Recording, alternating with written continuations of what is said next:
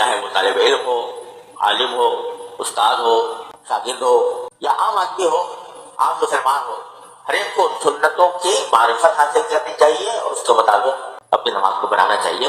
یہ پہلا قدم ہے خشوع حاصل کرنے کی طرف۔ اسی میں یہ بات بھی داخل ہے کہ اعضاء جب نماز میں ہو تو اعضاء میں حرکت نہ ہو۔ جتنا آدمی بے حرکت کھڑا ہوگا اتنا ہی خشوع حاصل ہوگا۔ وقوموا للہ قانتین، قرآن کریم فرماتا ہے اللہ کے سامنے جب کھڑے ہو تو قانت بن کر کھڑے ہو۔ قانت کی تشریح فقہاء کرام نے یہی کی ہے کہ حرکت نہ ہو۔ اب بلا وجہ بعض اوقات غسل کے بغیر لوگ ہاتھ ہلا رہے ہیں، کھجا رہے ہیں، حالانکہ اتنی کوئی کھجلی شدید نہیں ہے کہ فوراً ہی کھجانے کی ضرورت ہو۔ یہ سب لاپرواہی ہے جس کے نتیجے میں آدمی سنت کی برکات سے بھی معلوم ہو رہا ہے، خشوع سے بھی معلوم ہو رہا ہے۔ یا کھڑے کھڑے آدمی ہلنا شروع کر دیتے ہیں یا ہاتھ پاؤں ہلانا شروع کر دیتے ہیں۔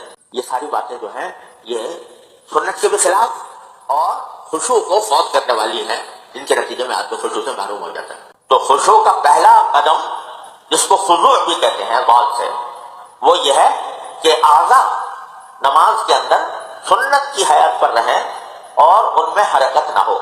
وہی حرکت ہو جو نماز کی حرکت ہے، نماز کے علاوہ جو دوسری حرکات ہیں ان سے آدمی اپنے آپ کو بچائے۔ یہ پہلا قدم ہے اور کر کے دیکھ لے آدمی کہ اس کا اہتمام کرنے سے خشوع کتنا حاصل ہوتا ہے اور اس سے لاپرواہی برتنے سے خشوع کس طرح فوت ہوتا ہے۔ اسی طرح بلکہ علماء کرام نے یہ بھی فرمایا ہے تجربہ کرنے کے بعد کہ یہ خشوع کی کا آغاز ہوتا ہے در حقیقت وضو سے، کہ جب وضو کر رہا ہے آدمی تو اس وقت بھی کہا گیا ہے کہ دنیا کی باتیں نہ کرو، بلکہ وضو کی طرف متوجہ ہو کر وضو کرو، اعضاء صحیح طریقے سے دھو۔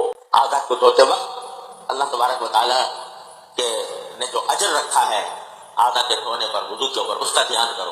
مثلا حدیث میں آتا ہے کہ جب بندہ جو کوئی عضو دھوتا ہے وضو کے اندر تو ہر عضو کے دھونے پر اس عضو کے گناہ چھڑتے ہیں، گناہ دھلتے ہیں۔ تو بزرگوں نے فرمایا کہ جب آدمی وضو کر رہا ہو تو جو عضو بھی دھو رہا ہو اس کے دھوتے وقت یہ تصور میں لائے کہ نبی کریم صلی اللہ علیہ وسلم نے فرمایا کہ جب آدمی ہاتھ دھوتا ہے تو ہاتھ سے کے گناہ جھڑتے ہیں، جب منہ دھوتا ہے تو منہ کے گناہ جھڑتے ہیں، تو میرے گناہ انشاءاللہ جھڑ رہے ہیں۔ یہ تصور کے ساتھ جب وضو کیا جائے گا تو اس کے اندر جو نور پیدا ہوگا، اس سے جو کیفیات پیدا ہوں گی انشاءاللہ وہ آگے نماز کے خشوع کے اندر مددگار ہوگا۔ اور وضو کے اندر مسنون دعائیں پڑھے آدمی، جو مسنون نبی کریم صلی اللہ علیہ وسلم سے معصور دعا ہے وہ ہے اللہم اغفر لی ذنبی ووسع لی فی داری وبارک لی فی رزقی۔ تو دعا یہ پڑھتا رہے اور اشہد ان لا الہ الا اللہ واشہد ان محمدا عبدہ ورسولہ، یہ نبی کریم صلی اللہ علیہ وسلم سے معصور ہے یہ دعائیں۔ اور بعض علماء کرام نے کچھ اور دعائیں بھی بتائی ہیں کہ ہاتھ دھوتے وقت یہ پڑھے اور پاؤں دھوتے وقت یہ پڑھے۔